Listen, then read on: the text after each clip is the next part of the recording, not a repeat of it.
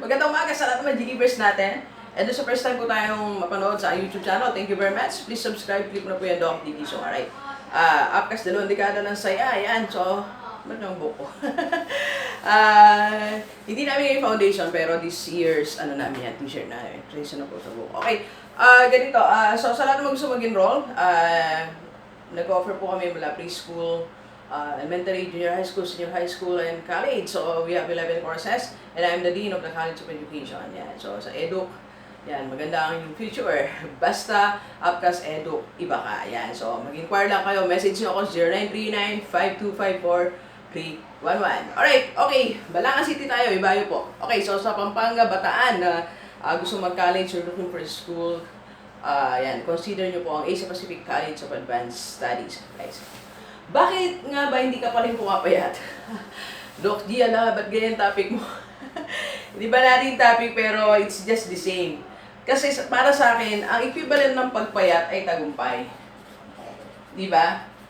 Pagka nabawas ka ng weight mo, pumayat ka, nagtagumpay ka sa buhay. Tama? So pag hindi ka pa rin pumapayat, may target ka, hindi ka nagtatagumpay. So it's just the same. Alright? The same principle applies. Bakit hindi ka pumapayat at bakit hindi ka pa rin yumayaman? Ganun lang naman yun eh. At bakit hindi ka pa rin umuulad, di pa rin nababago ang buhay mo? Okay, so alam nyo, before po ito, mga previous years, siguro mga 3 years. 3 years ako nasa gym. I've seen people na pag January, February, nandoon. Then pag March, April, nawawala na. Bumabalik ng January kasi mataba na sila lalo nun eh. And may New Year's resolution, di ba? But I've seen people who are consistently there. And to my surprise, 3 years they were there. They were there, okay? Then, after, siguro mga, nawala ako circulation, mga 4 years. When I went back, the same people, nandun sila. And, ang ganda ng mga katawan, nagtatagumpay. Payat, malusog, maayos, nagtatagumpay sa buhay. What are their secrets? Ito, pag-uusapan natin, okay? So, bakit nga ba maraming hindi pumapayat? Di ba? Lakad ng lakad rin, hindi pumapayat. So, bakit ba maraming tao hindi pumapayat? At ikaw mismo, hindi ka pumapayat, hindi ka nagtatagumpay. Okay? It's the same thing eh. Alright? So, bakit nga ba? There are 3 reasons. Number 1, baka mali ang formula. Wrong formula. Paano ka nga ba nagpapapayat? Di ba? Kagabi, I was talking to my sister. Sabi ko sa kanya, may I just remind you na ang formula ng pagpapayat ay 70% sa kinakain natin, 30% sa mga exercises. So, ang laki ng contribution ng kinakain natin. Baka may mali tayong formula sa pagpapapayat eh. Di ba? Baka nag-skip tayo ng meals, which is wrong according to experts. Baka hindi tayo nag-rice pero we're eating meat. Di ba? Alright? So, kumakain naman tayo ng maraming bread. Di ba? So, baka meron tayong mali lang na formula. Alright? I've read one book. Meron ako isang book dito. Saan ba yun? Ang isang tip niya, alam mo, kahit kumain ka ng madami, one of the books na nabasa ko, kahit kumain ka ng marami, sa umaga lang po, i-on mo yung fat burner mo. So, according to the book, mga at least 1 or 3 minutes, you move muna, exercise, stretching, and everything. Okay? Then you can eat your breakfast. Kasi na-on na yung fat burner mo eh. O may mga nagda-diet na pagising kain na agad ng almusal. Kasi sabi nga natin, breakfast is the best meal, di ba? Na hindi dapat ni-skip. So, baka lang something is wrong with the formula. Kaya hindi ka pumapayat. Masipag ka naman eh. Masipag ka naman mag-exercise. Lagi ka naman sa gym. Nag-diet ka naman, pero bakit hindi mo madali? Madali talaga, no? Book natin.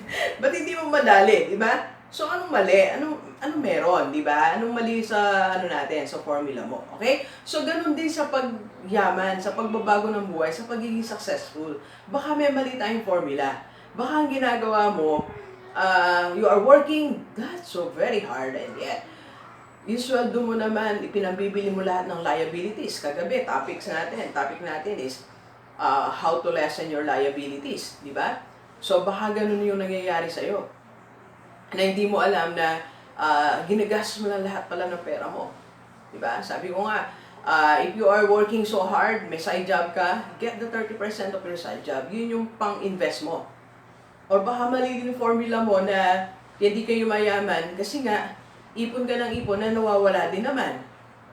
Di ba? So, kaya advice ko, hindi mag-ipon, mag-invest eh. I-direct mo na sa investment. Start mo na agad ng investment mo. IMG Kaiser, Sun Life 3-in-1. Para kung nagsisave ka ng 5,000 or 3,000 a month, diretso na sa kanila. Diretso mo na. Diba? So, hindi ka nagsisave, hindi siya mawawala. Nandun na agad sa investment. Okay? Baka mali lang ang formula natin, mga kababayan. Okay? Masipag ka naman. Sabi mo kanina, you're working so hard. May extra job ka. 16 hours ka nagtatrabaho. Pero baka mali ang formula mo. Baka ang ginagawa, work plus savings. Wala na. Kasunod. Hindi ganun yun. Work, save, and invest or have your own business. That's the formula. That's the 4 pillars of success. So, yun yung ano natin yung sinasabi natin sa mga kababayan natin. Alright? So, yun yung una. Baka mali ang formula. Try to review. Ba't hindi ka pumapayat? You sit down, tinan mo anong formula ginagamit mo. Diba? Anong diet bang formula ginagawa mo? Okay? So, kung ikaw naman, bali ka pa rin yung mayaman after all these years, try to see your formula. Alright? Second, bakit maraming tao hindi pa rin pumapayat? Okay? Baka kulang ng determination. Kulang. Kaya hindi ka pumapayat, kulang ng determination. Diba? Sabi ko kanina, umulan ng konti, hindi na pumunta sa gym. Diba? Tinamad na magising, hindi na naglakad. Diba? Nanood na lang ng Avenger. Diba? Nahalina sa Facebook, nahalina sa mga ganitong bagay, sa halip na mag-workout, diba? And panay pa rin kain sa labas, hindi ma-resist ang temptation, so kulang ng determination pag gano'n. Kaya hindi ka pumapayat, okay, meron ka naman tamang formula, kaya nakulang ka naman determination. Matamad ka pa rin magising na maaga. Di ba? So, yun pa rin, kain ka pa rin ng kainan sa labas. Soft drinks ka pa rin soft drinks, frap ka pa rin ng frap. Di ba? So, kulang ang determination to resist the temptation outside. Okay? So, ganun din po sa pag-asenso natin, sa pagyaman natin. Hindi tayo mayaman kasi kulang tayo sa determination. Okay? Kulang yung determination mo eh. So, hindi mo siya, anong tawag dito? Kulang ka pa doon sa extend some effort. Gusto mo, pagdating na alas 6, nasa bahay ka na. Pinag-overtime ka sa work, ayaw mo mag-overtime kasi gagabihin ka. Inaantok ka na agad. Alas 7 pala, naantok ka na. Nagmamadaling mo eh. Sabi ko nga sa isa ko seminar, when I went in Bulacan, lahat ng tao nagmamadaling mo eh. Pagdating mo sa bahay, wala namang ginagawa, nasa terrace ka. Di ba? Kulang ng determination, kulang ng effort. Inalok na, magnegosyo tayo, wala ka ng puhunan. Gawan mo lang ako ng ganito, business partner tayo, tinatamad pa, ayaw pa. Di ba? Magpo-post na lang sa FB, gagawa na lang FB page. Start na ng online, eto na nga, we are offering, magkano ba yung offer namin? May bundle na ka tayo ng overrun business sa local, parang 3K lang, you can start, you can message me. Di ba? Gusto mo 2-4, gusto mo purely overrun, purely local, mix, pwede. Di ba? So may mga choices tayo, kaya lang wala tayong determination, wala tayong will to survive, wala tayong will to become rich. Hindi tayo determinado eh. Alam mo yung mga tao nakikita ko na determinado talagang yumaman. Mayaman na sila ngayon. Pero yung mga hindi nangarap, okay na sila sa ganon. Wala na, ganon na, okay sila. Kasi nga mahilig tayo sa word the okay. Well, sabi ko sa iyo, you're not okay. Kung wala kang emergency funds ng 6 months for wala kang ipon na kaya mong sustain ng 6 months na expenses mo, you're not okay. Alright? Kung pamilya mo lang yung tinutulungan mo, you're not yet okay. Kung may utang ka pa rin hanggang ngayon, wala ka pa rin bahay, wala ka pa rin lupa, wala kang business, wala kang investment, you're not okay. So how will you say na okay ka? Hindi ka okay. So you have to do something. You have to do something. Right? Okay, third. Baka naman, kasi kaya hindi ka pumapayat, it's nasa DNA mo naman ang pagtaba. Baka nga naman. Baka lahat, eto na yung reason, no? Doc G, kasi nasa genes ko na, nasa DNA ko na, hindi na talaga ako papayat. May mga ganong cases, like, may mga diseases na gano'n, di ba? Na hindi talaga sila papayat. Pero rare naman yon, okay?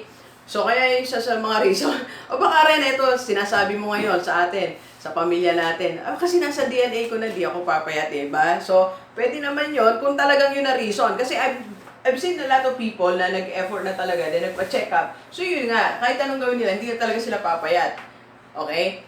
So, siguro meron din ganoon sa pagyaman na kahit anong gawin mo, hindi ka yayaman. Pero pag pray mo, di ba?